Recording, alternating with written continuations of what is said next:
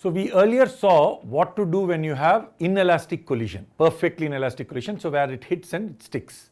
But there are many questions where two objects won't necessarily hit and stick. So for example, if I have two tennis balls that collide, they will collide and then they will not stick, they'll actually move away, right? So in case it does not stick, then it gets complicated, we'll have to think about other situations. But whatever happens, any collision problem, you can say that the total momentum in the beginning must be equal to total momentum in the end, as long as, assuming if external impulse is 0. So J external impulse is 0. Okay, so let us assume that the external impulse is 0. But this time what I'm going to do is I'm going to add an extra condition. This condition definitely has to be valid. Any collision you must have initial momentum and final momentum basically being equal, given that there is no external impulse, because internal impulses will anyway cancel. But if it got stuck, right, you see, let's try first calculating something with this and then we will see m1 u1, m2 u2. If it was m1 is known, u1 is known, m2 is known, u2 is known. So that means initial momentum is known. How much is initial momentum? m1 u1 plus m2 u2. So this we can calculate quite easily. Final momentum, if it sticks, then you have only one variable, which is v, m1 plus m2 v. But now what is going to happen is after the collision is over, so let's write down here m1, m2, this is v1, v2, but v1 is unknown, v2 is unknown. So you will write m1 v1 plus m2 v2, and this is the final momentum. So initial momentum is equal to final momentum. Unfortunately, it does not help me find v1 or v2 because it has two variables and I'm stuck with one equation. So what do? Well, I need one more equation, and that's going to come if I can make an important assumption, and that's what we are going to first do. We will first study elastic collisions. Now what is elastic collisions? So when you're looking at elastic collision, the meaning of elastic collision is that kinetic energy is not lost. Energy is not lost is generally a statement anyway, right? Because energy could become heat energy, kinetic energy could become heat energy. But here we are talking about kinetic energy remaining kinetic energy. So that means kinetic energy in the beginning, total kinetic energy in the beginning is equal to total kinetic energy in the end. Is this valid for all sorts of collisions? No. This is valid for all sorts of collisions. So this is valid for all collision problems. This is not valid for all problems. I am saying this is only valid for all collision problems. This is valid only for elastic collision. You already know that perfectly elastic, we usually call this perfectly elastic, but if somebody drops the word perfectly, it also means the same. Elastic collision means perfectly elastic collision. You already saw that when I had hitting and sticking, you had a loss of kinetic energy. Elastic collisions cannot be hitting and sticking problems because collision is such that energy, kinetic energy remains the same before and after. So if I try to write that as well, I will end up with another equation, which is half m1 u1 square plus half m2 u2 square must be half m1 v1 square plus half m2 v2 square. So this is the initial kinetic energy, that is the final kinetic energy. Now if I want to solve these two, so I've got two equations now, two unknowns v1 and v2, we can solve it. But it's a bit of a headache to solve, right? Well, you can cancel out the half. There's one nice trick which allows us to solve it reasonably well. And this is if I can bring this m1 v1 term here and similarly take this term there. Okay, so if I did that, what is going to happen is you will get m1 u1 minus v1, u1 minus v1 is equal to m2 v2 minus u2. Notice the change in sign, u1 minus v1, v2 minus u2. And then similarly if I did the same here and I brought this term there and that term I took it there, you will see that you get m1 u1 square minus v1 square. But what is a square minus b square? A minus b into a plus b. So I can write u1 square minus v1 square as u1 minus v1 into u1 plus v1. And when I take this fellow there, I am going to get m2 v2 square minus u2 square. What is that? v2 minus u2 into v2 plus u2. So we are just using a small mathematical trick. But you already know m1 u1 minus v1, this quantity is equal to m2 v2 minus u2. So which means you can cancel this and this out. Basically divide by the stuff at the top. So if I did that, I am going to get an equation u1 plus v1 is u2 plus v2. Can you see that? Now this equation is different, this equation is different. This is a momentum conservation statement. But the advantage of writing the equation like this, u1 plus v1 is v2 plus u2, I am going to change this a little bit around. I will bring the v1 there and I will bring the u2 here. So you will see that I can write this as minus of u2 minus u1 is v2 minus v1. v2, v1, and then I am bringing there u1 minus u2, I am writing it as minus of u2 minus u1. So I can also therefore rewrite that statement like this. v2 minus v1 by u2 minus u1 is minus 1. The reason I write it like this, most people write it in reverse and put a plus 1. Okay, I write it like this because then you can forget whether you are doing 2 minus 1 or 1 minus 2, do the same thing in the numerator and denominator. v2 minus v1 is the relative velocity after collision. u2 minus u1 is the relative velocity before collision. So, relative velocity after collision by relative velocity before collision. So that means you are assuming m1 sitting on this and observing it. So it is u2 minus u1 is the relative velocity before collision, sitting on the same object and asking the question v2 minus v1. The ratio is minus 1. People also write this by saying, you don't like the minus 1. Okay, so they write the same thing, exact same statement, except they bring the minus here and then they write that relative velocity of separation, relative velocity of separation by relative velocity of approach.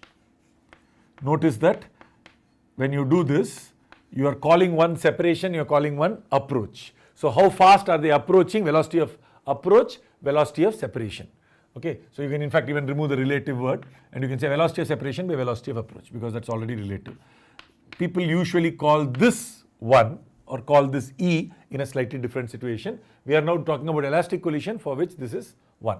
Anyway, the main point I want you to keep in mind is by doing this division, you have got a linear equation.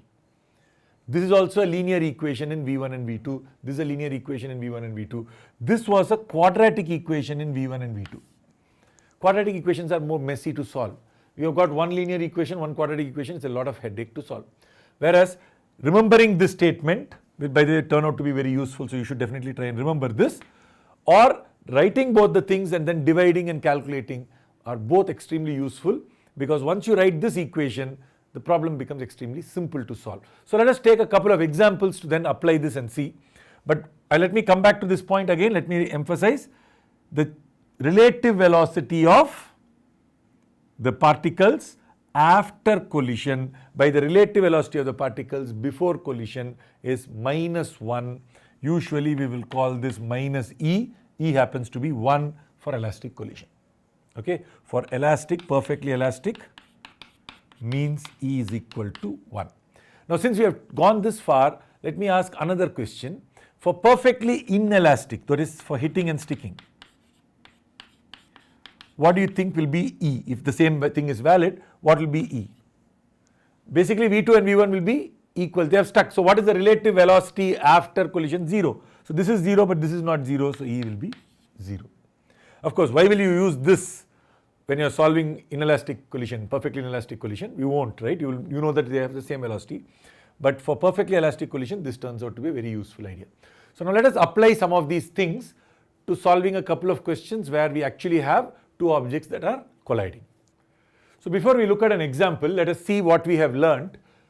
All collision questions, elastic, inelastic, whatever kind, momentum must be conserved as long as external impulse is 0. Perfectly elastic collision, in addition to this, kinetic energy must also be conserved. So initial kinetic energy must be equal to final kinetic energy. There is no loss in kinetic energy. That is the meaning of perfectly elastic. Now that is the statement I have written here, that initial kinetic energy must be final kinetic energy. Now this equation and that equation, when you combine the two together, you get a third equation, which is nothing new. It is actually just a combination of these two. So when you combine the two equations, you get this interesting equation, which is the relative velocity after collision by the relative velocity before collision is equal to -1. Now let us try to solve this problem using some of these principles. I have two balls, which are of equal mass, and they are colliding perfectly elastic. That information is given to you, that their collision is perfectly elastic. Now what will happen after collision? So let us call this fellow A and let's call that fellow B. So after collision, I'm going to say this is A, 5 kg, and that is B, which is 5 kg. They won't stick, right? So they will go with different velocities. So this fellow's velocity, we will call it V1, and this fellow's velocity, we will call it V2. So this is before, this is after. So this happens after. Now, first is our momentum conservation statement. Mass into velocity 5 into 6 plus 5 into 2 is equal to 5 into V1 plus 5 into V2. Correct? I can now write the energy statement, but then I'll get a quadratic. I'll write half 5 into 6 square plus half 5 into 2 square is equal to half 5 into V1 square, half 5 into V2 square. Then I have to simplify from here to there, etc. A lot of extra work. So you can do it that way. There's absolutely nothing wrong. But why don't we use this equation since you already derived it? So V2 minus V1, V2 minus V1 by U2 minus U1. So I'm calling this, right, original one. So V2 minus V1 divided by U2 minus U1, 2 minus 6. So whatever you take as 2, that's what you should take as 2 in that place as well. So 2 minus 6 is minus 4 is minus 1. So this is one equation. That is one equation. You can see in that equation I can cancel out 5. So what is this? 8. So from the first equation we get V1 plus V2 is equal to 8. From the second equation, if I take it to this side, you will get minus 4 into minus 1 is 4. So you're going to get V2 minus V1, V2 minus V1 is 4. If I just add this up, you will get 2V2 is equal to 12. So if 2V2 is equal to 12, V2 is equal to 12 by 2, 6 meters per second. Take that and substitute into the first equation or second equation, doesn't matter. So let's say I substitute here. This is 6. So that means this goes to that side. 8 minus 6 is 2. V1 is equal to 2 meters per second. Wait a minute. 6, 2. This is also 6, 2. Is it the same? No. V2 is 6. V1 is 2 meters per second. So we started out with A being 6 and B being 2, and we end up with A being 2 and B being 6. Is that a coincidence? No, because this is something that you will see again and again happening when the masses are equal. The fact that the masses are equal means they'll have to exchange velocities. We say they have exchanged velocities. That's a very useful point to keep in mind. But if this was m and that is 2m, it won't be. We'll see that in the next question. But this is 5. That is also 5. So masses are equal. This fellow's velocity and that fellow's velocity just simply exchanged. You can see that when they exchange velocities, this guy's kinetic energy is equal to that guy's kinetic energy. Yes? Why? Because 5, 2. So half into 5 into 2 square. And then this guy's kinetic energy has become that guy's kinetic energy. So is kinetic energy conserved? Yes. Is momentum conserved? Yes. So, but why should it even exchange? Why can't it just remain as it is? Because this guy is faster than that, so it has to go through, right? It will collide. So after collision, that guy is now faster, this guy is slower. There is no problem, both can keep going that way because there is no more collision anymore. But you see that momentum is conserved and energy is conserved. If you want, you can show that the initial energy of this plus that must be the initial energy of this plus that, but you can just see it from just by comparing. This is 2, 2, 6, 6, you know the energies must be conserved. So is this okay, clear? In general, if I had mass m, this was approaching with u1, that is going there with u2. After collision, this fellow will be going with u2 and that fellow will be going with u1.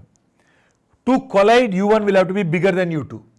After collision, u1, that side is bigger than this side, so it's not going to collide again. Once it has hit, that guy is moving, this guy is at rest. Not rest, this guy is moving slower. The special case is when you have mass m, this fellow is at rest, this fellow comes with a speed u. Collides, these are called head-on collisions. Okay, we'll study later what it means. Right now assume that they are head-on. So if this guy comes and hits this, what is going to happen is this will come to rest and that will start to move with you. This is very, very easy to show with coins, and we can also show it by actually having 2, 3 balls that are going and colliding. Let us try that out now. So now I'm going to assume that I'm going to do a head-on collision, that is important, and that these masses are equal. You will see that this fellow comes and hits and stops, almost stops. You can see that it stopped here, whereas the other fellow went off, right? So again, if I see, I'm hoping that these are all in a straight line. So if I can manage to give this a nice head-on collision velocity, right? So this goes and hits this fellow will stop here, this will move, this will basically make that fellow move. So shall I hit it?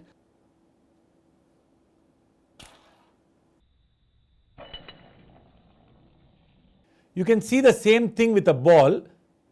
You can see that this ball almost stops and that ball starts to move.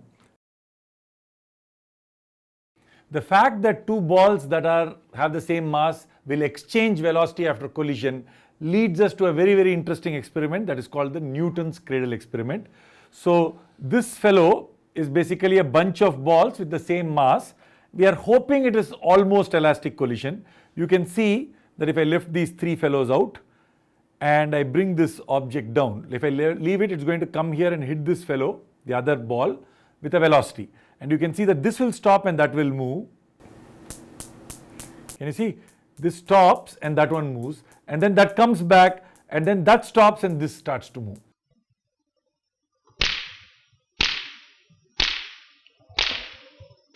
But what is interesting is if I keep a series of these balls, so there are 5 balls that have been kept here, then when you take this ball and release it, it is going to basically stop and then it is going to make this guy move with a velocity v. And then that fellow will stop and then this third one will start to move with a velocity v. Third one will stop and then the fourth will move with velocity v. Fourth will stop and the fifth will move with velocity v. So you can watch, it's quite interesting. Can you see that that stops and then the last one takes off? Let's show it again. If I leave this, this is what happens.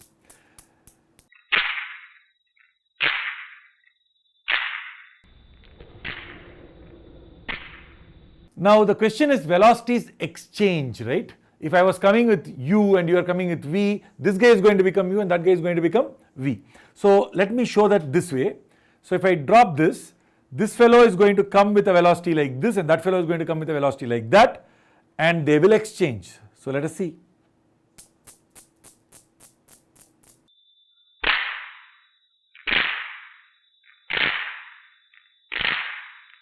Right? This is not perfectly elastic collision clearly, but it is nearly elastic, so you can see the experiment's effect quite nicely. Now the question is, if I started one with small velocity and I started this other one with large velocity, you will expect that this large velocity will make this guy go up a lot, whereas that will go up a little bit. So watch this. So you can see the velocity exchange idea. Can you see? So let me show it again. Small, large, large, and then that becomes small and then they exchange.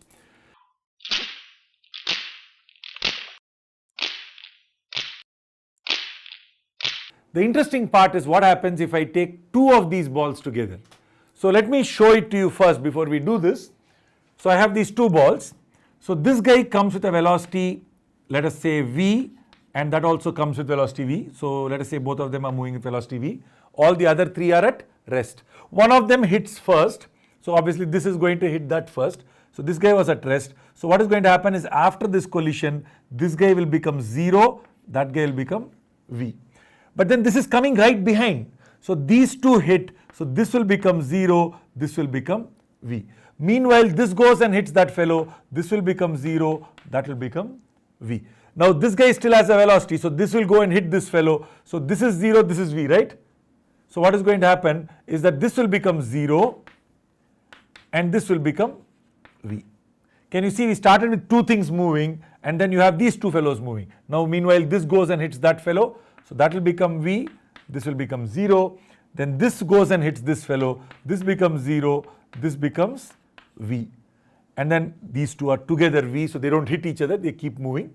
And then they'll come back because they'll go there, stop, and they'll start coming back. Then the same thing in reverse will happen. So if you have two objects coming from here, two will basically move away. So let us try that out. I am going to pull two out. Notice that two of them are moving away, right? What will happen if I lift three of these fellows? Three will move, right? And very interestingly, if I take four of these fellows, so I'm going to move four of these fellows out. Can you see? It is leaving behind one. Obviously, it's not perfectly elastic, so therefore you see that it doesn't do this perfectly as expected.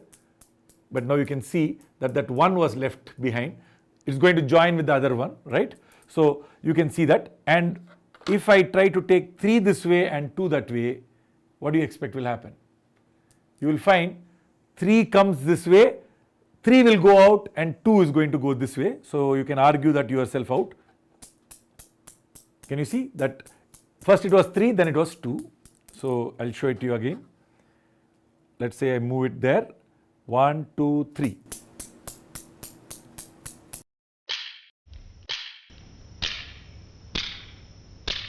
You can see that, right? So this is a very, very nice illustration of how collision principles apply to a nice game like this. So this experiment is called Newton's cradle experiment. So we saw that when you have two masses that are equal, okay, and a collision happens where it is perfectly elastic, then the velocities exchange. So this is u1, u2, this becomes u2, u1. But it only works when the masses are equal. If it was inelastic, clearly even if the masses are equal, it won't, because it will stick together. So then obviously there is no question of velocity being exchanged. But if it was m and 2m, for example, you will not have velocities exchanging. Let us take an example. So here I have one object and here I have another object. So let me say that this fellow's mass was 20 kg and this fellow's mass was 10 kg. So they are not equal, this is double. And just for simplicity, we'll take this as 0 meters per second. And let us say that this guy was initially moving with 6 meters per second. After collision, this is before collision, right? So after collision, I'm going to say that this 10 kg is moving with V1 and the 20 kg is moving with V2. I'm assuming everything in this direction because I'm going to take this as the positive direction. It's always a good idea to take it in positive direction. Now V1 could be negative, Maybe, may not be, we don't know, but we will assume it that way because if I took it as negative, then when I write our momentum equation, I have to take everything in one direction. But if I took it that way, then I'm taking everything in positive direction. So it's simple. So let us write two equations. One is the momentum equation and the second is the momentum plus energy equation, which is this equation. We will call this the coefficient of restitution equation. Okay, so we will use this equation. It is actually the result of momentum and kinetic energy conservation together, combined. So when you do that, you don't need to separately write the kinetic energy equation because that's a little bit longer, messy to write. So let us start.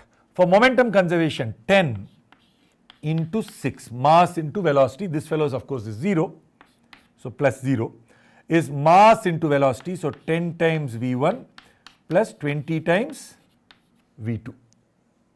We can cancel 10 here, we will worry about that later, so this is one equation. The second equation is this equation, which is relative velocity after collision. So v2 minus v1 by u2 minus, whatever you took that as v2, then remember you have to take the corresponding one. 0 minus 6, 0 minus 6 is equal to minus 1. Okay, in most books you will learn this has been reversed and you will be calling it plus 1.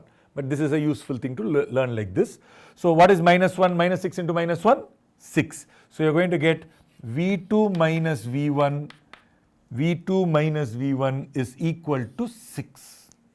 And then if I cancel out the 10, you get v1 plus 2v2, v1 plus 2v2 is equal to 6. If I now add this up, the v1 will cancel out. 3v2 is equal to 6 plus 6, 12. So if 3v2 is equal to 12, what is v2? v2 is equal to 4 meters per second. And if I substitute 4 meters per second here, this is 4, this fellow goes there, that fellow comes here. So 4 minus 6 is minus 2. So v1 must be equal to minus 2 meters per second. Notice v1 is negative, minus 2 meters per second. So let us substitute that in here. This guy is moving at 4 meters per second. This is 4 meters per second. But this fellow is moving in this direction 2 meters per second. Right? So it is moving in the opposite direction. You expect that because there is a heavy mass, this fellow comes and hits, it bounces back. Of course, it came with 6, it is going back with only 2, but still it is bouncing back. It is actually returning in this direction. We don't need that when we are actually doing the calculation. We assume it in the positive direction. We got v1 is minus 2. So I hope this is clear. So this clearly did not exchange velocities. 6, 4, 2. There is no exchange of velocities. The exchange of velocity is only true with what? Equal masses, perfectly elastic collision. This is perfectly elastic but not equal masses. Let us look at energy in this case. I know that it is perfectly elastic, so energy must be conserved, but let us just calculate what is the kinetic energy initially. What is the initial kinetic energy? This one. So only this fellow has kinetic energy. So half mass into v square. So v square is 6 square, 36. So 18 into 10, 180 joules. This is the initial kinetic energy. I have not written kinetic energy equation, but I wrote this one. This one is already going to involve kinetic energy equation. So I expect kinetic energy to be conserved. I am just checking. So kinetic energy final must be what? Half m into v1 square. This is minus 2 square, but minus 2 square plus 2 square doesn't matter. So it is 4, because minus square will also become plus. Plus half mass 20 into 4 square, 16. If I calculate this, this is 2, so that is 20. And if we calculate this, this is 8 into 20, 160. So 160 plus 20, 180 joules. So does it match? Right? So we know that kinetic energy is conserved. Very, very easy to check. Solving using kinetic energy is hard. But I never said checking is hard. Checking is very easy, so always check. Similarly, check your momentum equation. How much is my momentum? 60. 6 into 10. This is initial momentum. How much is my final momentum? 20 times 4. Final momentum, 20 times 4, 80. And this is minus 2. Minus 2 times 10. So minus 20 is 60. So is momentum conserved? Yes. Energy conserved? Yes. How you solve is next step. Once you solve, definitely check. Very, very easy to do that. Okay, so I hope this is